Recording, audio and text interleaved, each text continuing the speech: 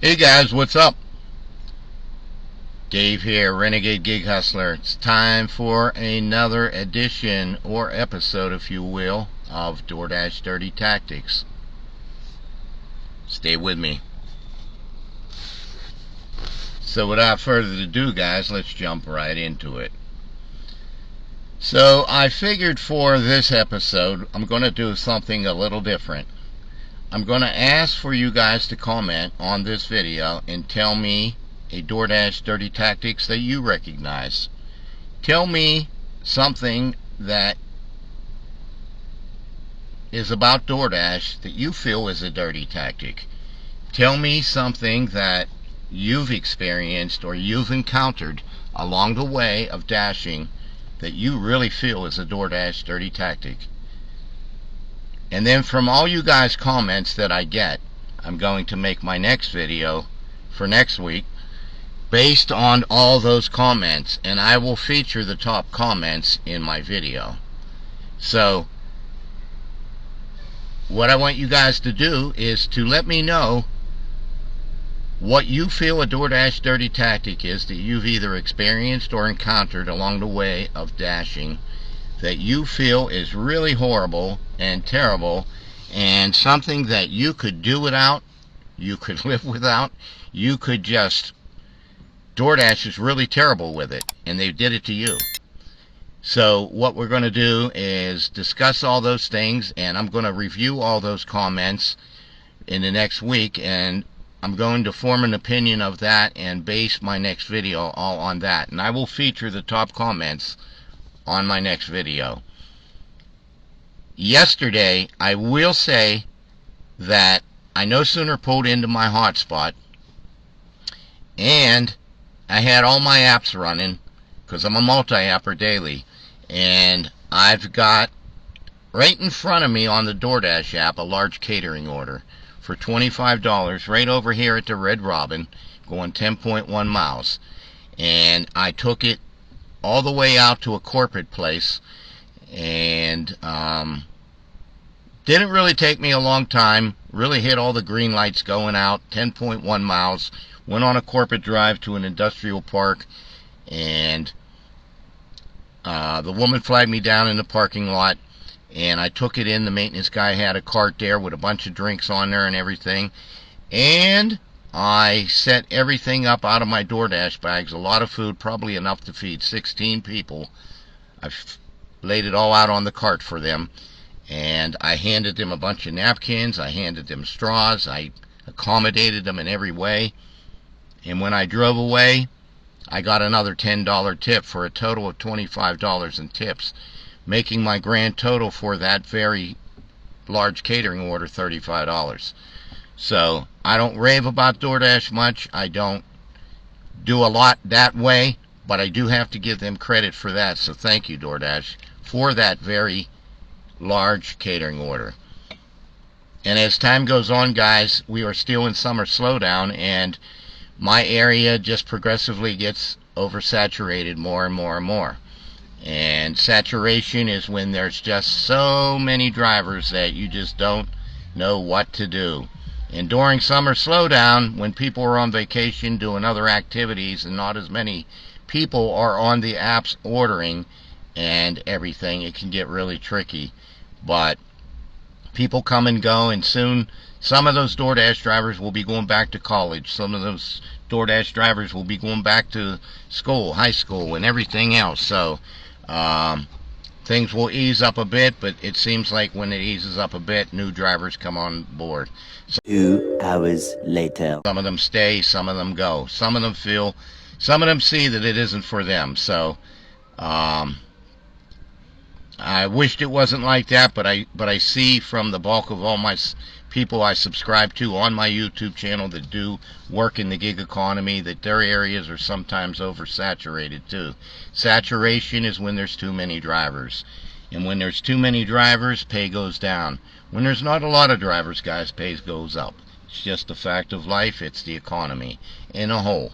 And the gig economy fits into the economy pretty much just like that in a nutshell. So with that being said, DoorDash continually just still tries to get you to get your AR rate up, and they still just continually make you schedule, and you go out of the zone. And like a lot of other apps, you're never out of the zone. I also do Uber Eats over 5 years, and no matter where I'm at, I'm never out of the zone, and I do like that feature most about Uber Eats.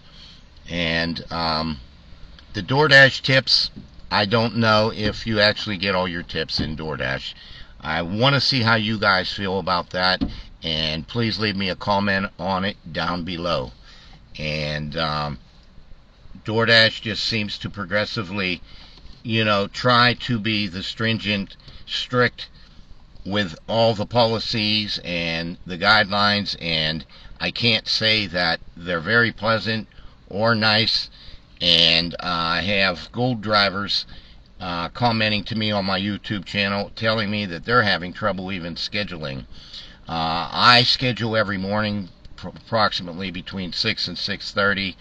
I didn't like it today because they only let me schedule from 11:30 to 2:30.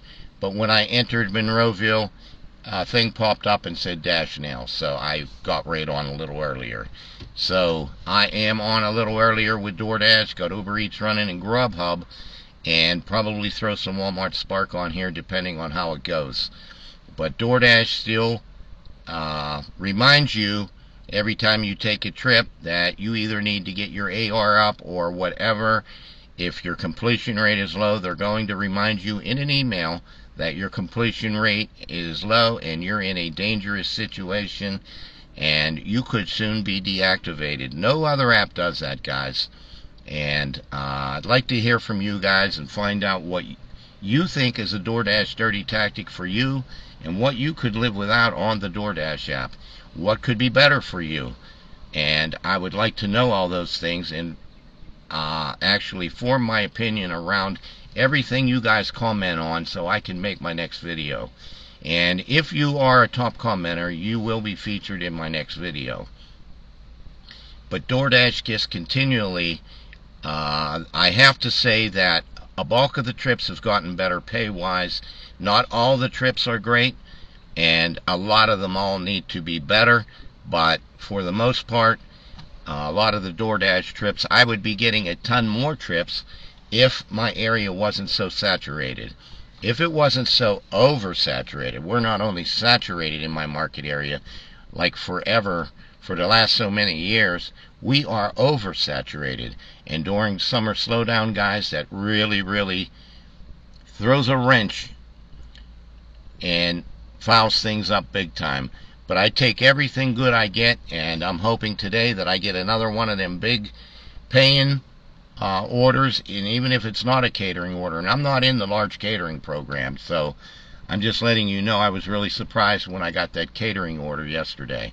So what I want you guys to do is to comment on everything, put it down below, let me know what you think, tell me the good and bad, tell me who you are, what your market area is, where it's at, and tell me a DoorDash dirty tactic that you could do without.